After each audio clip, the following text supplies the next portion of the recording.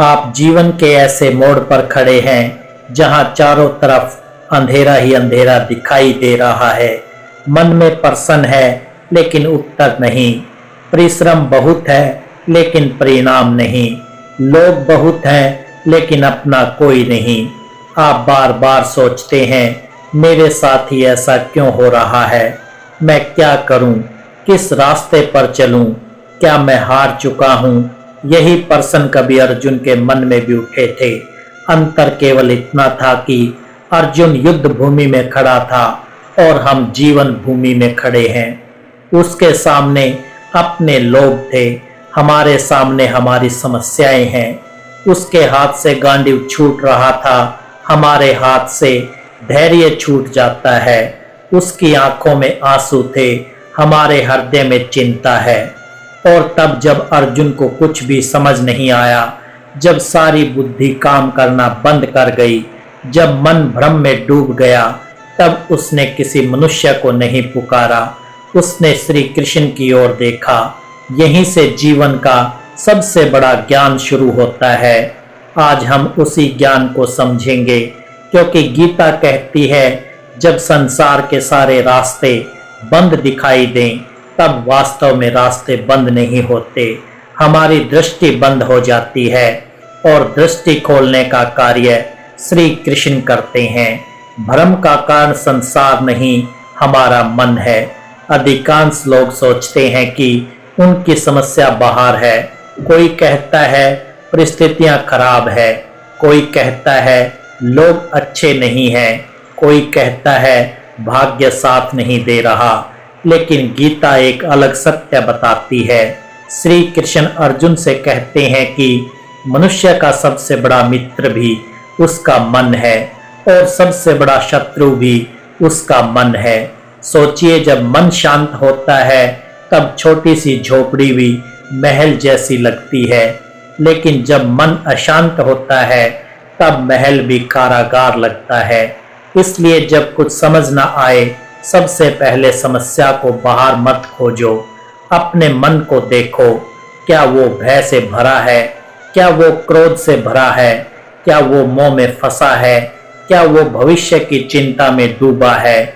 क्योंकि जब मन अशांत होता है तब सही निर्णय लेना असंभव हो जाता है। अर्जुन भी भ्रमित था, वो युद्ध से नहीं डर रहा था, वो अपने ही विचारों में उलझ गया था। और यही हमारे साथ भी होता है। समस्या हमें उतना नहीं हराती जितना उसके बारे में हमारी सोच हमें हरा देती है। इसलिए जब कुछ समझ ना आए तुरंत निर्णय मत लो, पहले मन को शांत करो। और मन को शांत करने का सबसे सरल मार्ग है श्री कृष्ण का स्मरण। जो बदल नहीं सकता उसकी चिंता मत करो। मनुष्य का अधिकांश दुख उन बातों से आता है जिन्हें वो बदल ही नहीं सकता।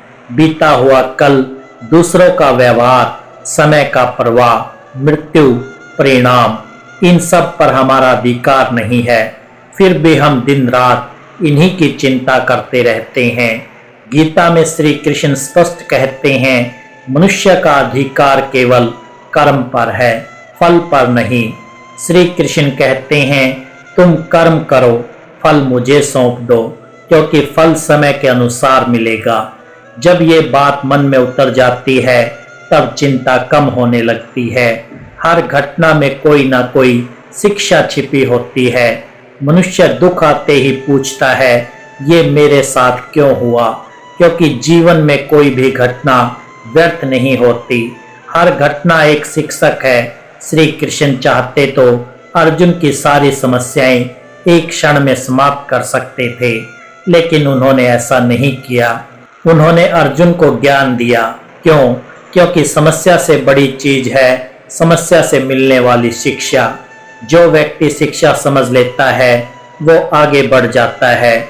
जो केवल शिकायत करता है वो वहीं रुक जाता है। भय भविष्य की कल्पना है, सत्य नहीं।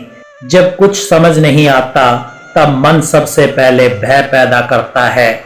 भय कहता है सब खत्म हो गया, तुम हार जाओगे, तुम सफल नहीं हो पाओगे, कोई तुम्हारा साथ नहीं देगा।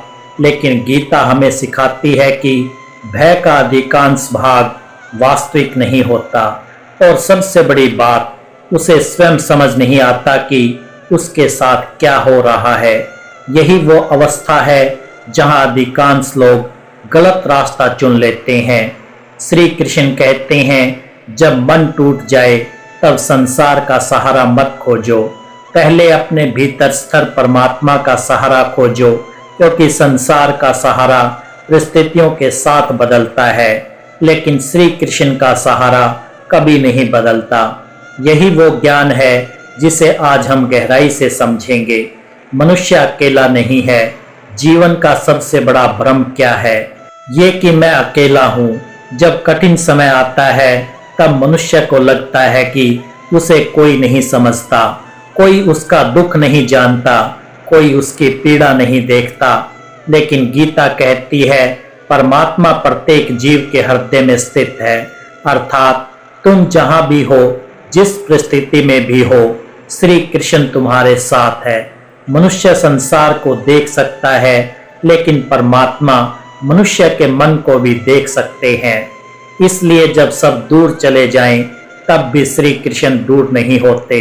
जब सब मौन हो जाएं, तब भी श्री कृष्ण सुन रहे होते हैं। जब कोई उत्तर ना दे, तब भी श्री कृष्ण तुम्हारे भीतर उपस्थित रहते हैं। यही कारण है कि भक्त कठिन समय में भी टूटता नहीं, क्योंकि उसे पता होता है कि वो अकेला नहीं है।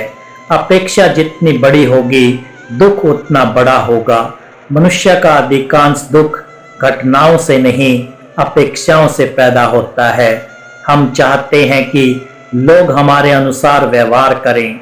हम चाहते हैं कि संसार हमें समझे। हम चाहते हैं कि हमारे प्रयासों का तुरंत फल मिले। हम चाहते हैं कि हर परिस्थिति हमारे पक्ष में हो, लेकिन जीवन ऐसा नहीं चलता। गीता बार बार सिखाती है कि आसक्ति और अपेक्षा दुख का कारण है। सोचिए, जब हम किसी व्यक्ति से बहुत अधिक अपेक्षा रखते हैं तो उसका छोटा सा व्यवहार भी हमें चोट पहुंचा देता है। बहुत लोग सोचते हैं कि विश्वास का अर्थ है कि कभी कठिनाई नहीं आएगी, लेकिन गीता ऐसा कहती है, विश्वास का अर्थ है कठिनाई आने पर भी सही मार्ग पर चलते रहना। जब परिणाम ना दिखे तब भी कर्म करना। जब लोग साथ ना दें तब भी धर्म का पालन करना। जब परिस्थिति विपरीत हो तब भी धैर्य रखना। यही सच्चा विश्वास है, और यही श्री कृष्ण को प्रिय है। कल्पना कीजिए, यदि आज आपसे पूछा जाए आप कौन हैं, तो शायद आप अपना नाम बताएंगे। कोई कहेगा मैं विद्यार्थी हूँ, कोई कहेगा मैं व्यापारी हूँ, कोई कहेगा मैं पुत्र हूँ, कोई कहेगा मैं पिता हूँ। लेकिन एक प्रश्न और है, यदि आपका नाम बदल जाए तो क्या आप बदल जाएंगे? यदि आपका कार्य बदल जाए तो क्या आप बदल जाएंगे? यदि आपकी परिस्थितियां बदल जाएं तो क्या आप बदल जाएंगे? यदि आपका शरीर वृद्ध हो जाए तो क्या आपका अस्तित्व समाप्त हो जाएगा? यहीं से गीता का सबसे महान ज्ञान प्रारंभ होता है, क्योंकि श्री कृष्ण अर्जुन से कहते हैं, तुम वो नहीं हो जो तुम स्वयं को समझ रहे हो। तुम शरीर नहीं हो, तुम परिस्थितियां नहीं हो, तुम सफलता या असफलता नहीं हो। तुम वो शुद्ध आत्मा हो जो ना जन्म लेती है ना मरती है। और जिस दिन मनुष्य इस सत्य को समझ लेता है, उस दिन उसके अधिकांश भय समाप्त हो जाते हैं। शरीर बदलता है, आत्मा नहीं।